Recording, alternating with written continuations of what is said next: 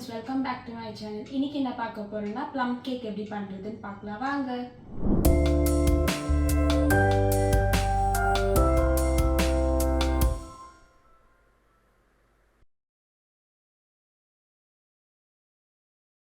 இப்போ ஒரு bowl எடுத்துக்கலாம். இப்போ white raisins நான் குட்டி குட்டியா கட் பண்ணி வச்சுக்கிறேன், சாப் பண்ணி வச்சுக்கிறேன். இப்போ இதில் ஆட் பண்ணிக்கலாம். 200 grams இது. அதே மாதிரி black raisins இது கூட 200 grams. இது கூட சாப் பண்ணி வச்சுக்கிறேன்.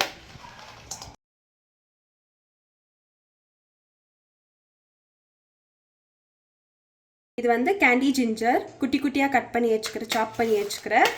இதோ ஆட் பண்ணிக்கலாம். 100 grams இது.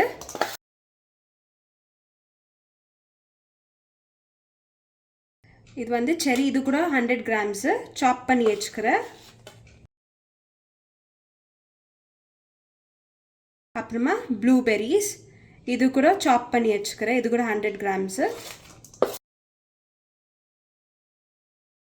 அப்புறமா இது வந்து கிரான்பெரிஸ் இது கூட 100 grams. இது கூட சாப் பண்ணி வச்சுக்கிறேன். இதோ ஆட் பண்ணிக்கலாம்.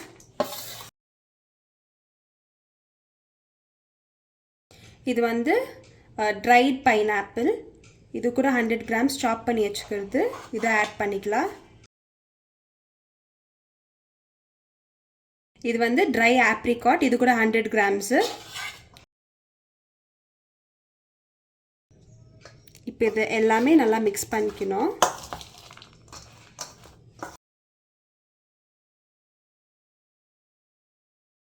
One teaspoon cinnamon powder. இப்போ ஆல்ரெடி 1 teaspoon போட்டாச்சு சின்னமன் பவுடரு. இன்னும் 1/2 teaspoon போட்டுக்கலாம். 1 teaspoon ginger powder. 1.5 teaspoon cloves powder. Nutmeg powder 1 teaspoon. இன்னொரு 1/2 teaspoon போட்டுக்கலாம். இப்போ எல்லாத்தையும் நல்லா மிக்ஸ் பண்ணிக்கலாம்.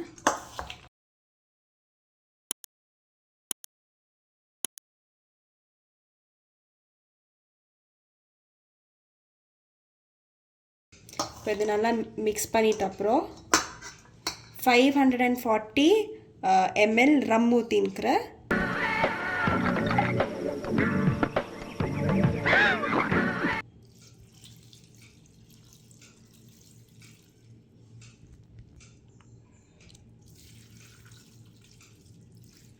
சொல்லி நிறுத்துக்கலடா, அவன் நிறுத்துற லூசுக்கு மட்டும் வந்துட்டே போறா, வர நிறுத்துற அவன. ஐயோ போச்சே. ஏய் இப்படி please don't misunderstand me. Science தப்பாயிட கூடாது, அவ்வளவுதான்.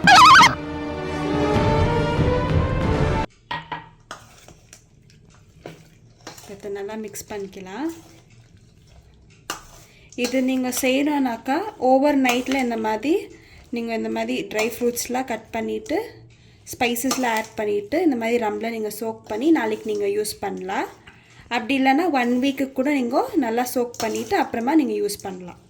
இது நல்லா மிக்ஸ் பண்ணிவிட்டு அப்புறம் ஒரு ஏர் டைட் கண்டெய்னரில் போட்டு வச்சிடலாம். இது ஃப்ரிட்ஜில் ஒண்டி வைக்கக்கூடாது.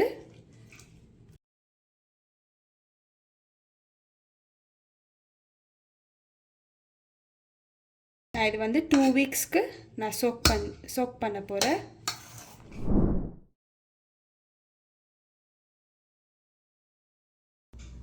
இந்த மாதிரி ஒரு பாத்திரம் எடுத்துக்கோங்க. அப்புறமா நான் வந்து 1 கப் சுகர் போட்டுக்கிறேன். மீடியம் ஃப்ளேமில் இருக்கணும். இது அப்படியே ஸ்லோவாக மெல்ட் ஆகணும்.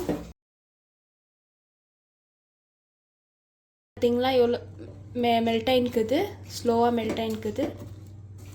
A few minutes later.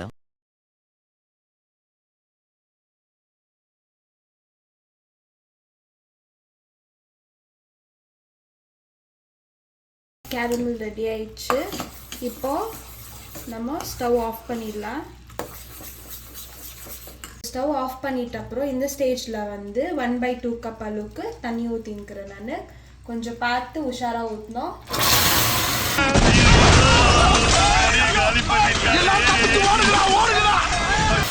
Ready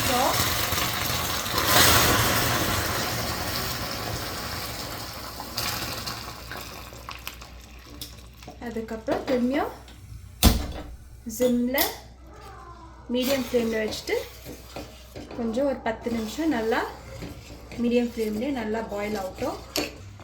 இந்த ஸ்டேஜில் வந்து நான் வந்து லயன் டேட்ஸ் எடுத்துக்கிறேன். இது வந்து 1/3 கப் அளவுக்கு எடுத்துக்கிறேன். சாப் பண்ணி வச்சுக்கிறேன். நல்லா சீட்ஸ்லாம் எடுத்துகிட்டு இப்போ இதில் ஆட் பண்ணிக்கலாம்.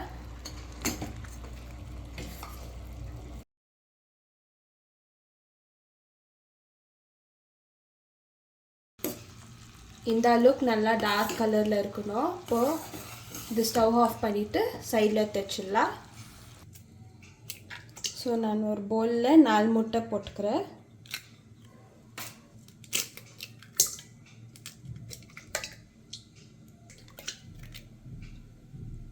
இப்போ இது ஒரு 10 மினிட்ஸ்க்கு நல்லா பீட் பண்ணிக்கலாம்.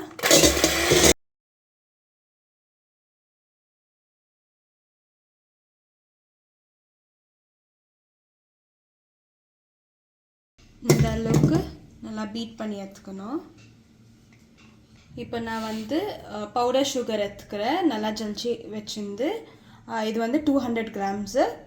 கொஞ்சம் கொஞ்சமாக ஆட் பண்ணிவிட்டு பீட் பண்ணிக்கலாம்.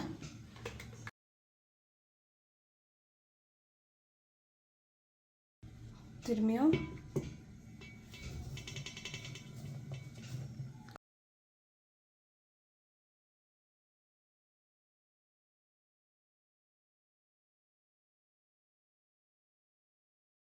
இப்போ நான் அன்சால்டட் பட்டர் மெல்ட் பண்ணி வச்சுக்கிறேன் 200 கிராம்ஸு.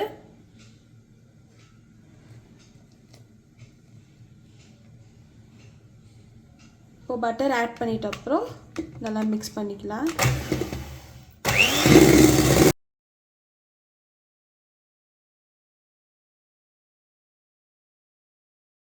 நான் வந்து கொக்கோ பவுடர் எடுத்துக்கிறேன். 1/3 கப்பு ஆட் பண்ணிக்கலாம்.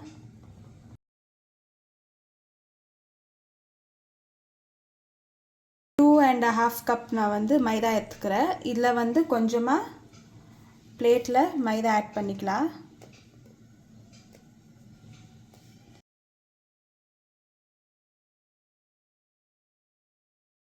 நான் வந்து 200 கிராம்ஸ் வந்து ரம்மில் சோக் பண்ணி வச்சுக்கிறேன். ட்ரை ஃப்ரூட்ஸ்லாம் நான் ஆட் பண்ணியிருக்கிறேன்.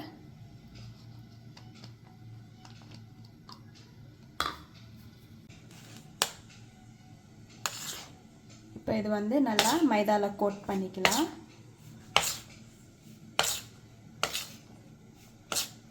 இது ஏன் பண்ணுறோன்னா அந்த பேஸில் இப்போது மிக்ஸ் பண்ணும்போது ஒட்டாமல் இருக்கிறதுக்கு.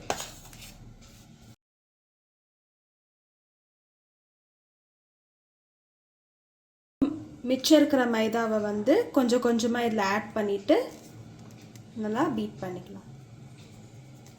நல்லா மிக்ஸ் பண்ணிக்கலாம்.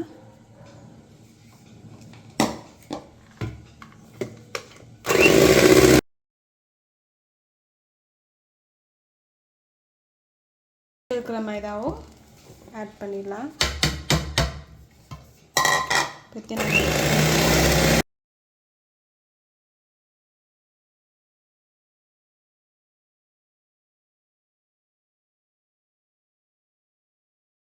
இப்போது கொஞ்சமாக பிஞ்ச் ஆஃப் சால்ட், 1 டீஸ்பூன் அளவுக்கு பேக்கிங் பவுடர்.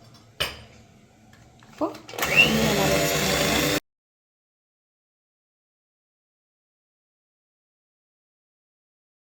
இப்போது இந்த ஸ்டேஜில் வந்து நம்ம கேரமல் ரெடி பண்ணி வச்சுருந்தோம் பார்த்தீங்களா, அதை வந்து இதில் ஆட் பண்ணிக்கலாம்.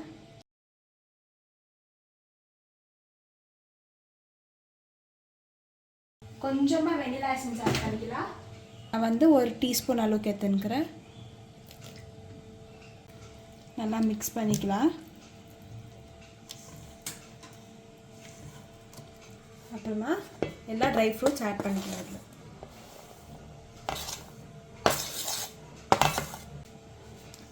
நல்லா மிக்ஸ் பண்ணிக்கலாம்.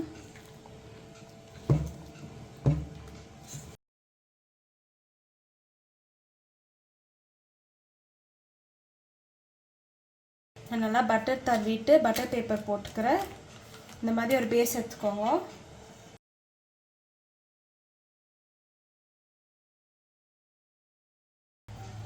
டூத் பிக் வச்சு இந்த மாதிரி பண்ணிக்கலாம்.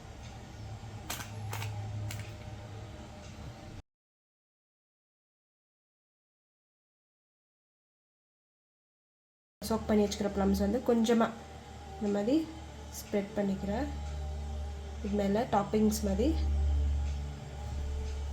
ஸோ இப்போ நம்ம அவனில் வச்சிடலாம். பேக்கிங் ஆப்ஷன் நான் வந்து 60 மினிட்ஸ்க்கு வச்சுக்கிறேன். 180 டிகிரி செல்சியஸ். ஸ்டார்ட் பண்ணிடலாம். A few moments later.